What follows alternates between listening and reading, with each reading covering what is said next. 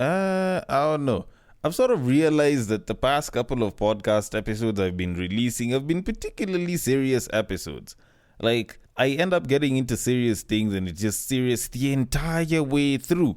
So, for this episode, I'll try see if I can have a little bit more fun. So, this episode is actually about alcohol and men. Or is it boys who are actually men? I don't know. Either way, because I don't drink alcohol, neither will the men. And I guess that probably might make it seem like it's actually a little bit more boring. But I don't know. It depends on what I've got and what I can work with. And over here, I have a very interesting story from Western Australia where a pig apparently stole and drank 18 beers from a campsite and then tried to start a fight with a cow. Like, I don't know. Whenever I read shit like this is one of those situations where, like, the jokes just write themselves. Like, there's no actual hard thinking that's needed here because you just start by saying that it's like the pig had beef with a cow and it was chasing it down because it wanted to fight and it was gonna use its signature karate move, the pork chop, you know? Although, to be very honest, I do actually think that it's a little bit wild that everything happened because you kind of have to wonder. Because seeing a situation in which a pig consumes alcohol, I think is a little bit niche in and of itself, but also the fact that it was actually trying to chase a cow. Like, I'm not saying that one should be bigger or should be able to beat the other up or some shit. It's just cows and pigs have never really been on each other's side or even against each other. It's like they always stick to their lanes and shit. But in this case, the pig drank a bunch of booze and then probably saw the cow and suddenly got horny and shit. But anyways, let me just read the article for some context. So it says, and I quote, "A feral pig went on a crazed rampage at a campsite in Western Australia after having one too many beverages. It managed to sneak into the De Grey River Rest area, which is located just east of Port Hedland in the Pilbara region. According to the ABC, the pig stole 3 six-packs of beer and ran off. Witnesses say they saw the animal drinking the beverage and finished off them all. However, the pig returned and was so drunk on rage and beer that it tried to start a fight with a local cow. It was given the nickname Swino, and unfortunately it managed to get hit by a car a few weeks later following the incident and died." End quote. And damn. I'm trying to think about all the things that would make a pig suddenly pick a fight with a cow. Like, what would they be having beef over, pun intended? Because it's a little bit hard to imagine that a pig out of the blues just starts running towards a cow and, probably in like animal speak, it's like, you big tit, vegan friendly, stupid animal. How dare you choose to not give your meat away? Now the whole lot of these people are busy trying to kill us for Canadian bacon and people don't even know that Canadian bacon isn't Canadian. Come here. And the cow now kind of has to run, and I'm sure a lot of people in the comment section were probably trying to liken the pig to cops and shit. Although, if you are in Kenya, then you'd probably liken it to a politician, especially considering that they're chasing after our cash cows and they're trying to milk us for everything that we've got. Although, then again, if I do actually get into that topic, I think that does kind of turn into an animal of its own, which I should probably leave aside and stick to the animal that I handle, which is relationships. And I probably should start that one out in a better way by saying, welcome to Breaktime on Westside, your number one breakdown podcast, coming to you from Nairobi, Kenya. The man on the mic is a man who likes sausages. And whatever sus shit you are thinking of right now, forget it. I mean the actual sausage that you buy from the supermarket and eat. He's a man whose cardio routine includes running his mouth. It is none other than your tall, dark, and mildly handsome man, Sir Denver B. The show used to be called Tweet Street, but Twitter changed its name to X, and the whole porn-sounding X Street wasn't really an option. Maybe I'd have added threads, but that's sort of still in the cards. But either way, the show is pretty much still the same kind, the same exact fashion, where I hop on Twitter and I pull a couple of opinions from other people and I critique them so we can come to some pretty good conclusions. Now, I usually open it up to you guys to also send me tweets as well, whether you find them on Twitter, whether you find them on Facebook or on IG, and I will get to how in a second. And it's a pretty simple drill, almost sounds like a song, and it goes like this. You see that tweet, you like that tweet, you want us to discuss that tweet, you send that tweet. You send it to the DMs of @BagakaTheD, which happens to be my personal Twitter handle, and I will take it from there and handle it accordingly. On Facebook and on IG, if it happens to be a screenshot, a screen grab, if it happened to be on a reel, then the drill is pretty much still the same. You take that screenshot, you take that screen grab, you send it to @BreakTime on Westside on Facebook or on IG, and I will take it from there and handle it accordingly. Now, I have a couple of tweet cases or just tweets that I need to get into, and I probably should be getting to them because they look like they're actually a number and I may need to handle them all. But before I get into that, I want us to go to Portugal for a little bit, where a very interesting phenomenon happened a couple of weeks back, and I feel like if this happened in Kenya, depending on why it would happen, we would have some very, very interesting reactions. Now, the streets of Lavera in Portugal were recently flooded with red wine after distilleries' tanks actually burst.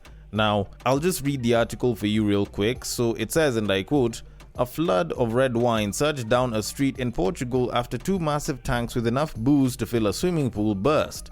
Winemakers Lavera Distillery were due to bottle the 2.2 million liters when the giant tank suddenly gave way in São Lourenço do Bairro on September the 10th. I hope I got that one correct. Video footage showed a huge fast-moving river of red wine flowing down a hill and around a bend as baffled locals look on. The flood was so massive it triggered an eco alert to stop it from contaminating the nearby Satima River. Distillers Lavera said they later dredged the wine-soaked land." End quote. Now, it was actually pretty interesting. I did watch the video that was posted up, and it looked like people were just looking at the wine. And I think maybe some people were just trying to take a little bit here and there. And considering that Portugal is a place that does produce wine and has its own distilleries and shit, it didn't seem like too big of an issue. But if you think about the kind of reactions that would have happened if this happened in Kenya, you would actually find that the reactions would be very, very different depending on where in Kenya, as well as depending on the different age groups of Kenyans. Because, for example, if this happened in the rural sides of Kenya, you would find women going down on their knees, busy praying for salvation and shit, because the first thing that they would automatically think it is one of those Revelation type prophecies where the rivers will turn red like blood and people won't be able to drink it, blah blah. All of a sudden they will automatically think that the world is ending, and they will start praying for salvation, and they will tell people to go to the houses and pray for salvation. But, you know, there's always gonna be the local drunk and maybe a couple of guys that'll sip it and they'll be like, "Oh shit, this is wine."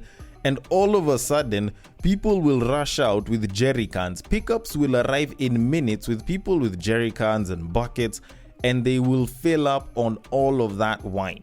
Will there be losses in terms of like the wine spilled? Yes.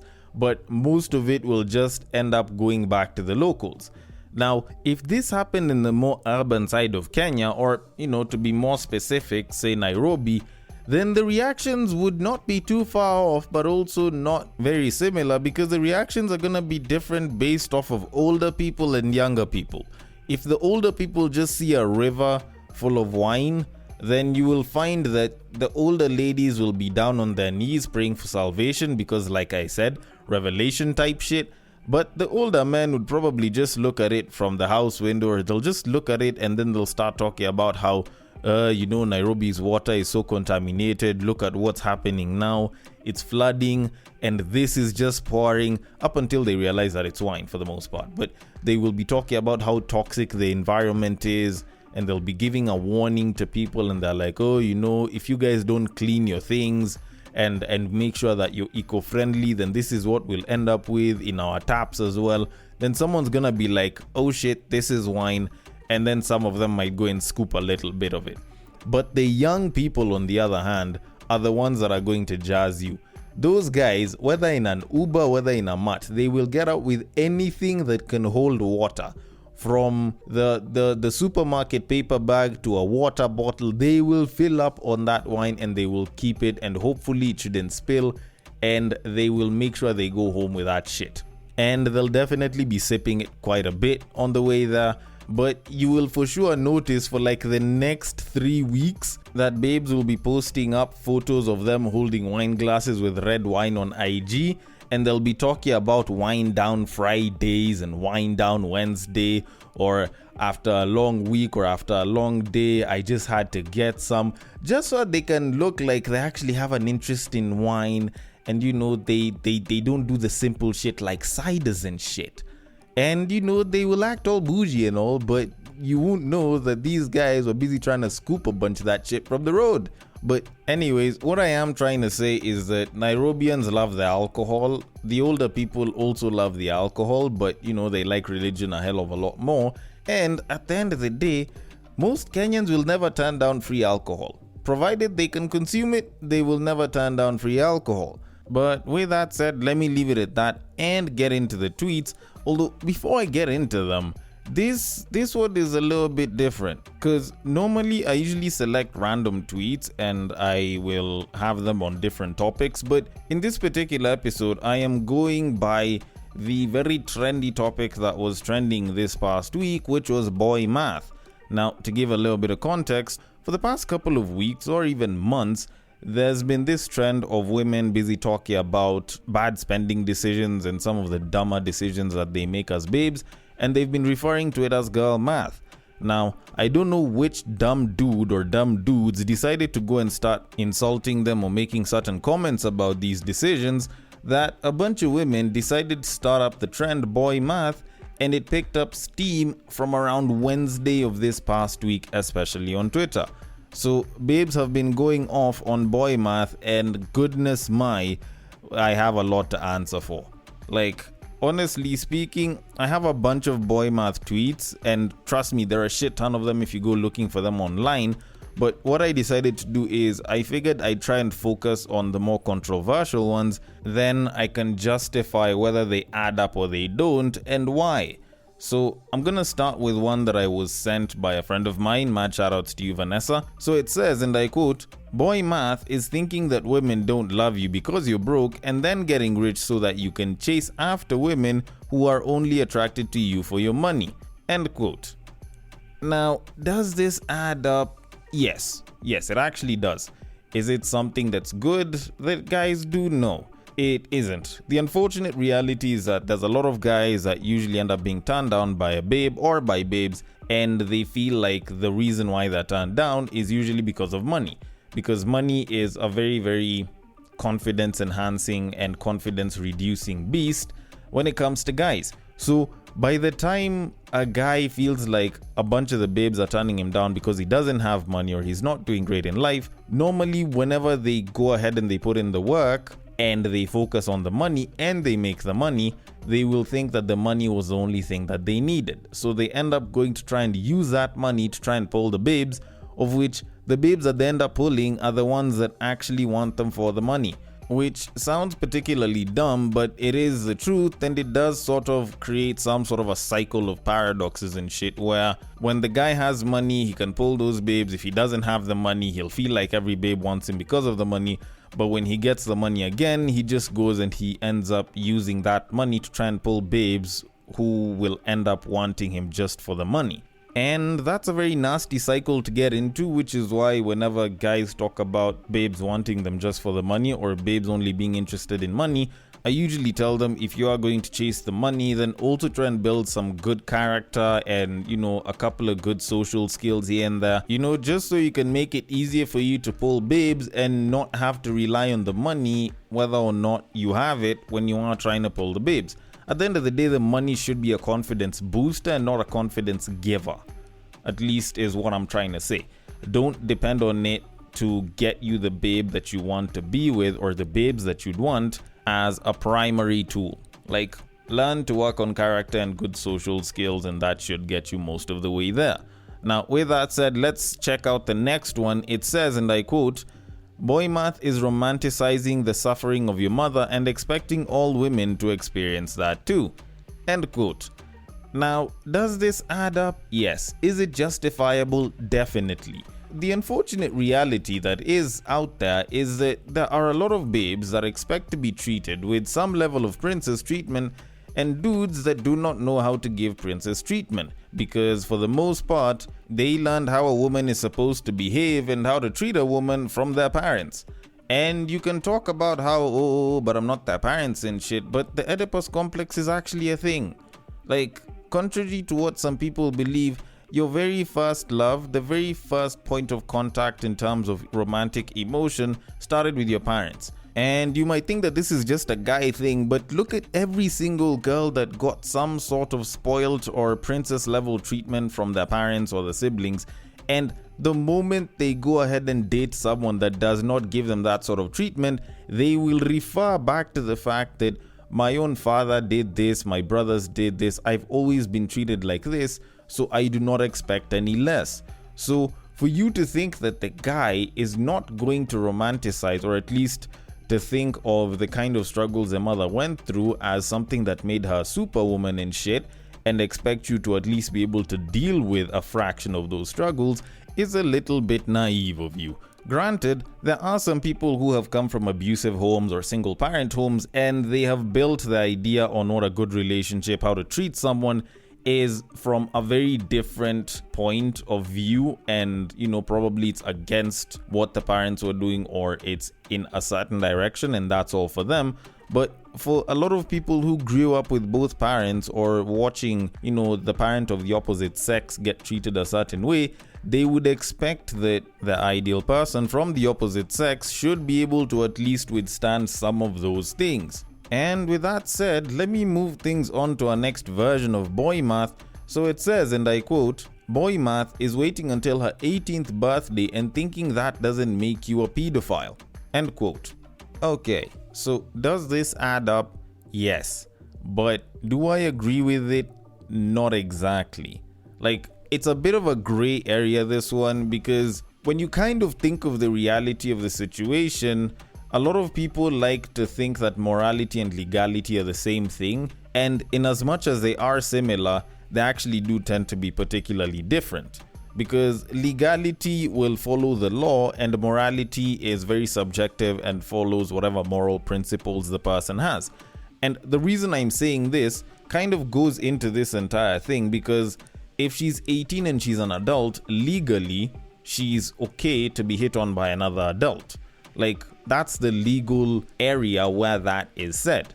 But now, does that make the person a pedophile? Not exactly. At least from a legal point of view, he's particularly correct in what it is that he's done, because provided that he hasn't sexually harassed, abused, or raped her, or, had sex with her before she's turned 18 and has gotten like an ID or some then he's not particularly wrong. And that's the problem with legality and morality. They don't always coincide with each other all the time.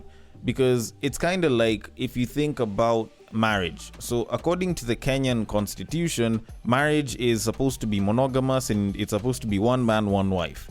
But at the same time, if you decide to have the customary traditional weddings, then you can have multiple wives, or if you're Muslim, you can have multiple wives. And because both of those sorts of marriages are recognized under the Kenyan constitution, then it's actually not entirely against you to do it. Is it morally right? For some guys, yes. For other people, no. But legally, you can kind of get around that entire thing, provided I'm not entirely wrong about everything. Now, with that said, before a bunch of women come out and start yelling, oh, the patriarchy, let me flip the tables around and put one in the woman's favor.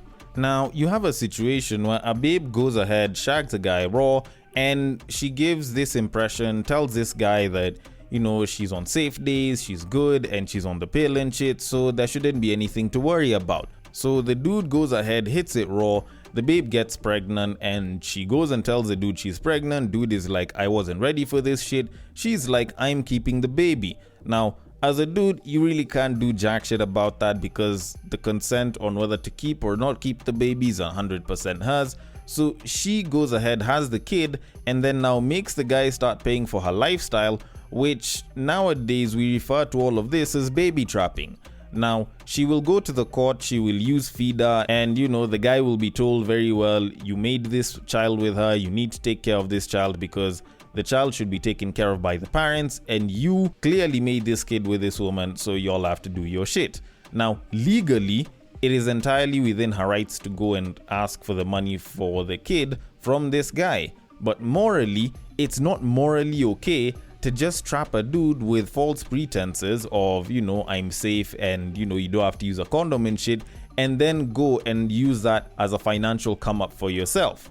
Now, at the end of the day, this is another example of legality and morality being on opposing sides. So, talking about a guy who has waited until a babe has gotten to 18 and now goes to start hitting on her as being pedophilic isn't entirely wrong from a legal perspective, because all that the guy has to say is, but she has an ID, she's above the age of 18 and she's technically an adult. But at the end of the day, from a moral perspective, I will say that, if the guy is 40 and he's going for an 18-year-old, I think that's very, very weird. But if it's like a 19-year-old or a 20-year-old, then there's nothing particularly wrong with that. Because at the end of the day, the age difference isn't really all that big of an issue. But then again, that's just me. I will leave it at that. And I hope people have seen the sense in that. And I will move it on to, I think I can do one more case of boy math before I get done with the episode. So this one says, and I quote, "Boy math is getting your heart broken once in high school and then making every girl's life hell after that." End quote. Now, does this add up? Yes. Is this justifiable? Very much. Can I even justify it from some of my own personal experiences? Yes. Although granted, I don't think I've made any girl's life hell. If I have, please just reach out to me. I would like to know what I did and I'll apologize. But with that said, let me explain this one particularly well. Now, around the time when I was getting done with high school, or I think it was when my brother was getting done with high school, there was something that my brother once said that made quite a lot of sense.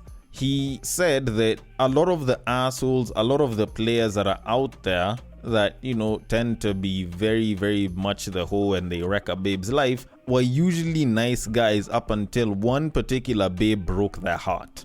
And it's something that you will see time and time and time again. Now, it might seem like they're spiteful because of that, and in some cases they actually are, but that's not always the reason why. And I will say this as a guy who's been referred to as a nice guy, as a guy who's been friend-zoned more times than I can count, and frankly, at some point I actually thought that I had my own designated plot of land in the friend zone. Now, when you go ahead and you start treating a babe nicely, like this is a babe you really like, you really want to get close to her, you really want to have something special with her, some sort of a nice relationship, you will go ahead and you will try to become friends with her, you will try to get close to her so that, you can try and build something up that can turn into, a particularly good relationship. Now, a lot of times whenever guys do that, it kind of works against them. And, it's very unfortunate because a lot of those guys don't have the particular riz, or maybe it's a friend that they know, so they'll try to get close. And as they're busy trying to do that, you will find that a lot of times, more often than not, this babe is being pursued or has a dude that probably treats them like shit or is a bit of an asshole. And they will complain about this dude to you the entire fucking time. They will talk about how, oh, this guy doesn't treat me well. Oh, I don't like this guy because of this and this. Oh, I don't know what to do with him. And they will be complaining, and that time you're busy trying to be all nice with them. You will try to treat them well, and the entire time as you're busy trying to do that, they're still going back to this guy. So eventually you come up, you're like, look, I really care about you. I do not intend on treating you like shit. I will treat you as best as I can. You can clearly see that I really care about you, and I really want to make something out of whatever it is that we have here. And 9 times out of 10, the babe will be like, you're such a sweet guy, you're really nice, and I really like you, but only as a friend. All right? That one is usually the one for the friend zone. There's also the other guys that will get into a relationship with a babe that they really, really like and they absolutely adore, and they will give everything to this babe, and the babe will get bored of that nice treatment or something of that sort, and they will cheat on him with some douche, or they will end up gravitating towards some asshole that is very rebellious, and that kind of attracts them to this guy, like this other guy. And eventually, when both these kinds of dudes end up with that sort of pain, that sort of heartbreak on realizing that this babe is gravitating towards these assholes, these douches, these players that clearly don't give too much of a flying shit about them, two things will happen. One, they will back off and they will feel like shit, and they will hope that, they will find someone that actually cares about them, which does sometimes happen. Or two, they will learn from that and understand that, okay, considering my very minimal experience with women, clearly this is what they want, and they will adjust who they are and they will see how it works. And at the end of the day, they end up turning into the same players, the same assholes that the women that broke their hearts ended up falling for. Especially when you find that it's a guy who's gone through this ordeal a bunch of times. Like, they're the ones that will end up turning into the players, into the assholes. And at the end of the day, because they can clearly see that treating a babe like shit is what gets them to come to you and to stay with you and shit, and being a rebel does that, then they will end up using that because that's what's getting them the babes, or at least the babe. So they might as well stick to it because clearly it's something that works. The unfortunate reality is, over time, women will change and their interests will change as well. But for a good chunk of these guys, especially if it's something that's been working, they will stick to it because that's what they've known to work. And then suddenly when women are like, no, this isn't what we want, they will conclude that women don't know what the fuck they want. Which in some cases can be true, but doesn't necessarily have to be. To kind of explain that one requires an episode of its own, which isn't this one because we're at the end, but I want your thoughts on it. The DMs are open. On X, it is at Bagaka the D. On Facebook and on IG, it is at Breaktime on Westside. Thank you so much for listening all the way till the end, and I will catch you guys on the next break.